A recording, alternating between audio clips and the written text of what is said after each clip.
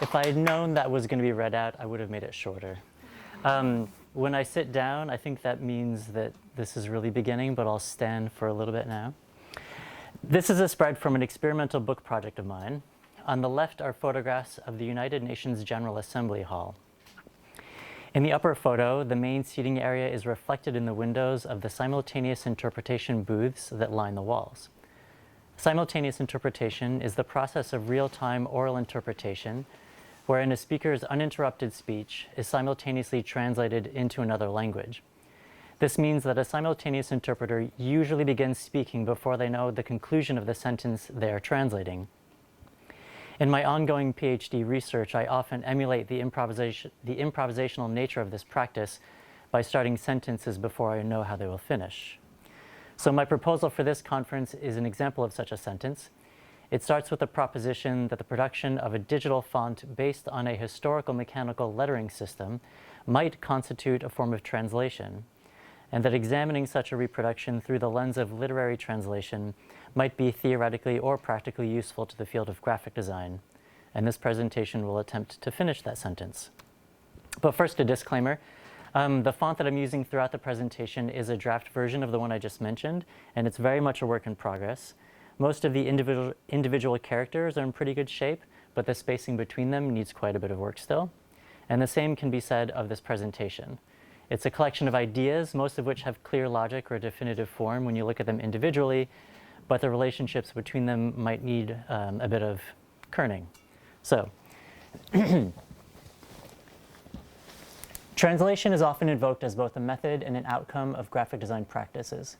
From this perspective, the work of the graphic designer is understood as the reconfiguration of content from one form to another, or the transmission of information across contexts, while maintaining some degree of technical or semantic continuity through this change. That's one possible definition anyway, and for information, that's one that I wrote. In my PhD research, I'm interrogating this use of the word translation through open-ended experimentation across the practices of graphic design and publishing, and drawing it into dialogue with literary translation, a field with a more established theoretical discourse and a clear interest in the terms of translation. Some of my research explores translation in its most abstract forms, like through the production of projection drawings or photographic images, where it can be difficult to identify the specific site or substance of any meaning, let alone trace how it changes across contexts. Other projects engage more directly with text or texts in search of an overlap with the immediate concerns of linguistic translation. In context of publishing, this includes experimentation with the temporal conditions of book production and exploration of the potential for multiple simultaneous text translations. In a typographic context, this might include the production of a digital font. Here, the explicit purpose wouldn't be to generate new research into or about the field of type design, but to explore how the work of a type designer might inform an understanding of translation, or in the opposite sense, how the notion of translation might inform the work of a type designer. The starting point of this particular font project is found in my research into the practice of simultaneous interpretation. So 2 years ago, I joined a public tour of the UN headquarters in New York so I could photograph some of the spaces that were designed to accommodate the spatial and technological requirements of simultaneous interpretation, or what would be called conference interpreting in this case, like the Economic and Social Council chamber, which is shown here. While I was there, I saw a small exhibition in the lobby of the Secretariat building, which displayed artifacts associated with the UN's cartographic projects. A description panel explained that their earliest maps featured hand lettering, but that their drafters later adopted mechanical systems enabling more efficient and standardized lettering. Included in the display was a collection of Leroy-controlled lettering equipment. Koifel and Esser's Leroy lettering system was first released around 1944, I think, and relies on two basic components, a lettering template and a scriber. The drafter controls the scriber manually, anchoring the tail pin in the horizontal groove of the template to provide a fixed baseline, and tracing along the engraved letter forms with the tracer pin. By pushing down gently on the scriber so that the pen makes contact with paper, the drafter reproduces the letter forms in ink at 1-to-1 scale with the template. An adjustable scriber has two default positions, the terms of which, closed and open, describe the angles of difference between the tracer arm and the pen. In the closed position, as illustrated here, the scriber introduces a 15-degree forward slant in the reproduced letter form. The letters on the template thus have an equal and opposite backward slant of 15 degrees, enabling the production of upright or 0-degree slant lettering. In the open position, the scriber introduces a forward slant greater than 15 degrees, which inverts the slant entirely, creating something more like an italic. For what it's worth, a 15-degree forward slant conforms to the technical lettering standard set out by the International Organization of Standardization. ISO 3098 specifies that technical lettering should be either upright or sloped to the right at an angle of 75 degrees relative to the baseline, which is 15 degrees relative to the vertical axis. This brings me to the first observation generated through this project. While any letter form made using the controlled lettering system is a mathematically precise reproduction of the template character, the change in angle introduced by the scriber produces a formal and potentially semantic shift. For some unknown to me span of time, which includes the year 1987, Rotring manufactured a mutually compatible system. The lettering templates are nearly identical apart from an engraved Rotring logo. The scriber, which they just call a controlled lettering device, is functionally the same, and it uses inkwells from their own line of isograph pens. And the term isograph, by the way, can also refer to a line that's drawn on a map to indicate areas having common linguistic characteristics, or same writing. The Rotring controlled lettering system doesn't seem to have been an important product for the company, unlike the NC Scriber, which is much more famous among graphic designers anyway. This is also a single-stroke lettering technology, so it occupies an interesting space between writing and typography.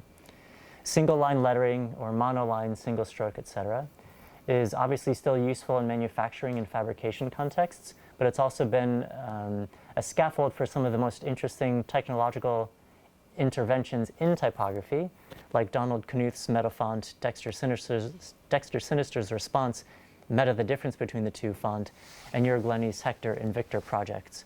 I don't have time to talk about those now, and they would probably upstage me anyway. So my project is to create a digital version of the standard Leroy lettering system font.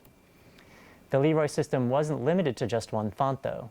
In addition to offering a custom design service, Koifel and Esser manufactured templates in a range of fonts, including Franklin Gothic, Caslon Bold Condensed, and some doppelgangers like a Futura-adjacent font called Modern. But these alternative fonts were all listed as miscellaneous lettering. Most of their templates used the standard font, which doesn't appear to have been named. When they needed to refer to it by name, they simply called it Standard. And this is the font that I'm reproducing digitally. So I bought a compatible Rotring scriber, just because I prefer the look of it, and a few small lettering templates from a stationery shop in Jordan that sells vintage office supplies, plus 2 larger Leroy templates that were listed on eBay. And I played around with them just long enough to understand the level of dexterity that's required to use them well. One of the first things I noticed is that the angle of the leftward slant varies according to the size of the lettering on the template. I also noticed the largest one that I had, 2000C template, shows a slight bend in the diagonal strokes. And by this I mean the strokes that would be diagonal in the upright position. This bend is still present in the reproduced lettering, so I don't know if it's a feature of the standard font that's only apparent at large sizes, or if it's designed to be used with a different scriber, or if there's some other reason for it. But either way, I decided that I would base my digital reproduction on the next largest size that I had, which is the 500 CL template. So 500 is the size designation and refers to its cap height of 0.5 inches, and CL indicates that the template has both capital and lowercase lettering, C and L. 500 is also the largest size that includes both cases on a single template. But you might have noticed that in my earlier screen grabs, my digital reproduction is upright. The 500 CL template has a leftward slant of almost exactly 15 degrees, but after I scanned it, I applied a rightward slant in Photoshop so I could trace upright letters. It was an intuitive decision based on a question that I had subconsciously answered to myself before posing it. Do I consider the template the original? Or is the template a translation from a font that, as I suspect, was designed first as upright characters? In other words, is the template a form of Esperanto, an auxiliary form linking me to an inaccessible original? So another observation. The question of the original complicates literary translation theory. Is the original the published text? Is it the writer's intention before any form is given to it? To frame it within type design, in a font revival, what is the original? A specimen book? A matrix? A punch? It seems awkward to locate the original in a form that sits somewhere in the middle of a production process, which is another argument against the template as original. The template provides the path that will be traced in the act of producing the letter forms, but it's the pen that will determine the thickness of the stroke. This is especially evident when reproducing this path in a digital environment. The glyphs interface translates the path into a visible line on the screen, even before any stroke is applied to it. And if you zoom in, the visible line representing the path maintains a consistent weight, meaning it doesn't appear any thicker no matter how far you zoom in. What you see on screen is a stroke whose weight, relative to the scale of the character, is forever approaching but never reaching zero. The Terms and Definitions section of ISO 3098 calls this path the central line, an imaginary line in the middle of each line or line element, which is a constitutive part of a graphic character set. As far as I understand it, this central line is roughly analogous to what Gerrit Nordzij calls the heart line, the line described by the midpoint of the advancing counterpoint in a letter. Nordzij's purpose in defining the heart line is to illustrate how writing has informed typography. He demonstrates how through changes in the orientation of the pen, two letter forms can have the same heart line but different expressions of contrast, that is, differences between the thick and thin in the strokes. Nordzij describes three types of contrast, and one of these he calls translation. In pure translation, the contrast of the stroke is the result of changes in the direction of the stroke alone, because the size of the counterpoint is constant and the orientation of the counterpoint is constant. Or in other words, in translation, the angle and pressure of the pen remain constant. Nordzij's use of the term translation is similar to its use in geometry. In that context, a translation is a geometric transformation that moves every point of a figure, shape, or space by the same distance in a given direction.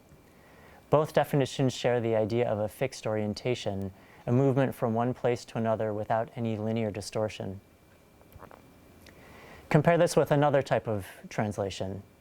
Here are two cavalier projections that I drew of the same object, which is a portable simultaneous interpretation control console, but with different sides of the console facing the viewer. They appear to represent wildly different proportions, but both interpretations are measurably accurate along the X, Y, and Z axes. They are technically equally correct translations, and yet they seem semantically different. Or another example where I attempted to create semantic continuity across a collection of books I've been reading by photographing them to look the same size, even though, technically speaking, they're all different. I'm jumping around, but it's to try to get quickly to this point. The field of translation studies is alert to the tension between the demands of technical and semantic continuity. Throughout the translation studies reader, Lawrence Venuti demonstrates how the field continues to be shaped by multiple, simultaneous, and often contradictory approaches to translation. Some more appropriate to certain text types than others, and each enacting different intentions. These distinctions often cut through different scales of meaning. A literary translator might apply a broad sense-for-sense approach, but the translation of a policy or engineering text might demand a higher resolution word-for-word approach. But if we zoom in even further to the scale of letters, we find a meeting point of the technical and the aesthetic in typography. And I've made a note to myself with a question, is this just a question of scale, or is it also a question of materiality? To step down from sense to word to letter is also a progression towards discrete, concrete forms, maybe. In type design, the objectivity of pure geometry meets the subjectivity of aesthetics. A capital O drawn as a perfect circle won't look technically accurate unless you make tiny optical adjustments that account for the distorted perspective of the human eye, like an equal and opposite slant that produces an upright character through the interpretation of seeing. So where translation theories often situate the technical and the aesthetic at opposite ends of a spectrum, in typography they are simultaneous. Now, I need to explain two things here. One is that I've developed some peculiar orthography in my own research. For example, I couch adjacent terms in curly brackets when I want to signal that they collectively point to a single idea that none of them accurately or adequately describes on its own. What you can't see is that accurately, adequately are also couched in curly brackets. So these operate like the curly brackets, or the curly bracket that joins staves in musical notation, indicating that they should be performed simultaneously. But also, curly brackets don't exist on the Leroy standard 500 CL template. For now, I'm treating missing characters as untranslatable and not including them in my digital reproduction. What you see in green, conference green we could call it, what you see in green are curly brackets borrowed from Neuhaus Unica Thin. But coming back to the digital font project. A single line font can also be described as an open path font because the paths don't close to create the positive and negative space of weighted strokes that we associate with typography. But single line fonts are also open in the sense that they only produce meaning through their material interpretation by a screen, a pen, a plotter, a router, etc. This is what Umberto Eco means when he writes about the open work.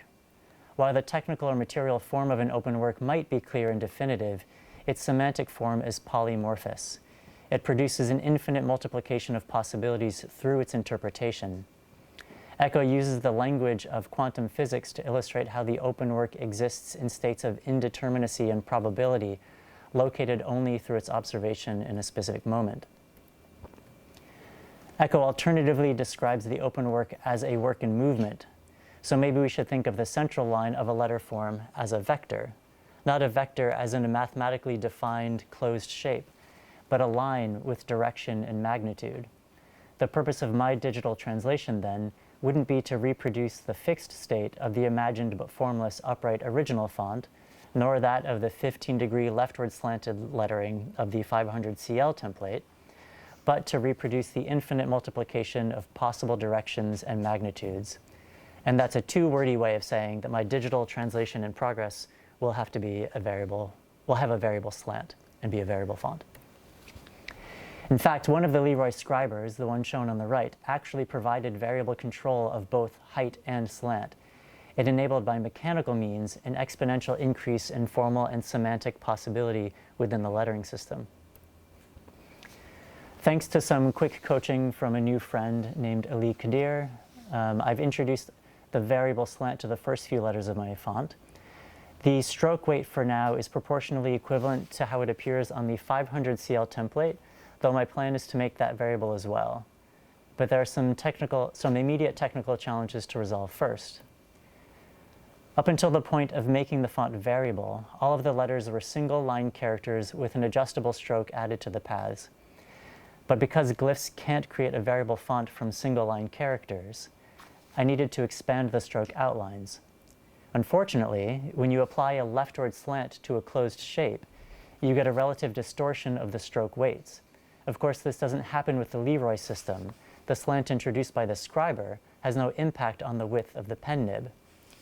So in order to keep a consistent stroke weight in my font, I had to apply the leftward slant before expanding the stroke outlines. The stroke is now proportionally consistent, but in the process, glyphs is flattening a different shape with different curves, more nuanced curves that require more nodes to draw.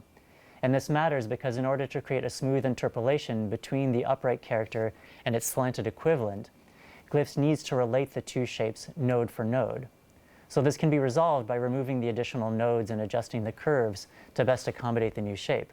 But it brings me to one last observation for this presentation. In linguistic translation, the translator is often faced with a scenario where no one word in the target language adequately, accurately produces semantic continuity with the nuance of a particular word in the source language.